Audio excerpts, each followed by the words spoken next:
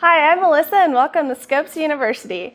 Today we're going to get comfortable using the Infiniium S-series oscilloscopes and learn some basic setup and triggering tips.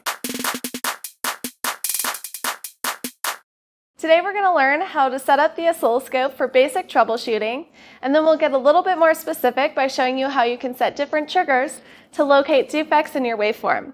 Along the way, we'll look at cool capabilities of the Infiniium GUI that will help make your life much easier. So let's get started. If you arrive at your test bench to see that your colleague has left some crazy settings on the oscilloscope, a nice way to start fresh is to press Default Setup. Also, if your workbench is really crowded and you don't have a mouse, we can enable the touchscreen by pressing this button on the front panel here. Just as Aaron showed us in episode 1, we can pinch and zoom to change the scale of the waveform on screen. We can also move it up and down, and we can change our trigger level. If we want to have the scope set it up for us, we can either use auto scale on the front panel or we can right click.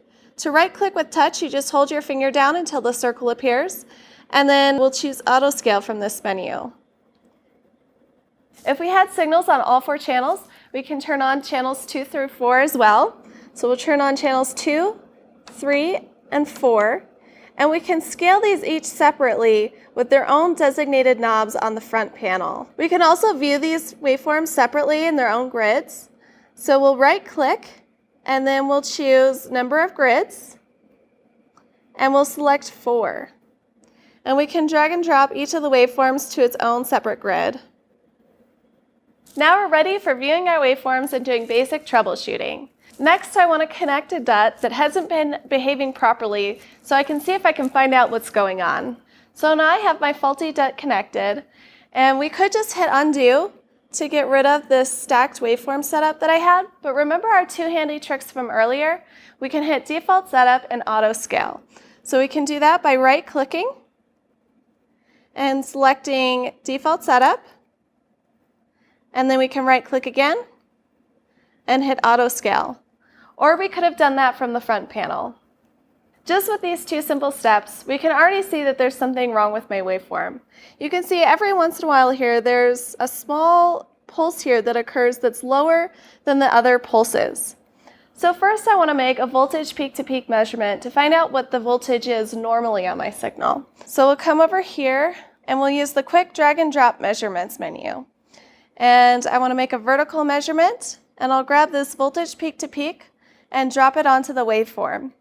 That tells me that I'm getting 2.8 volts peak-to-peak on this signal normally. It looks like these runts are maybe only rising up to either 1.8 or 2.3 volts, but it's hard to tell without being able to see them consistently.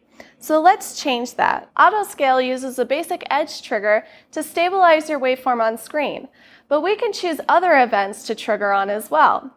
Let's go to the trigger menu and select Setup. You can see there are a bunch of different anomalies that we could choose to trigger on in the waveform, but because we're seeing a pulse that's lower in voltage than the rest, let's choose Runt. It looks like a rising edge runt, and the source is channel 1, and we want the low threshold to cross the waveform. So let's set that between -125 millivolts and 375 millivolts. I'll choose 300 millivolts.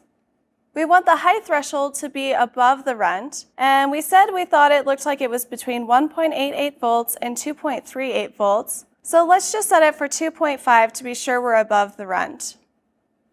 And it looks like we're capturing those runts. Before I had my trigger set to runt, I couldn't quite tell what the voltage of those runt signals were, so let's go ahead and measure it with markers. We'll turn on markers here, and we want it set to channel 1, and now we can drag my markers to the top and the bottom of my waveform. And now I can see that that runt is about 2 volts peak-to-peak. Now that I've captured the defect in my signal, I'm probably ready to get back to my desk, look at my code, and find out what the root cause is. But I can also save my waveform data so that I don't have to come back to the lab in case there's anything else I want to look at in the waveform data. So let's look how to save it so we can do more analysis offline. I'll go into File, Save, choose Waveform, and I'll save this as .5 runt. And save it, and now it's saved to my desktop on my oscilloscope. Here I'm back at my desktop and I've got Infiniium offline up and running. This gives me the exact same GUI that I had on the oscilloscope on my desktop computer. I want to look at the waveform that we had earlier on the oscilloscope. So I'll go to File, Open, Waveform, and I'll choose Det5 Runt and open it. Now I can do all the things that I was doing on my oscilloscope. I can make drag and drop measurements, I can turn on markers, and I can even change time base by using the scroll wheel of my mouse to zoom in and out. I have all the capabilities of the oscilloscope available on my desktop. So we learned how to set up our oscilloscope for basic troubleshooting and how we can use triggers to capture defects and anomalies in our waveform. We can also save that waveform data if we want to do additional analysis offline later. Thanks for joining me, and if you want to see more videos like this, subscribe to our YouTube channel and follow us on Facebook, Instagram, and Twitter.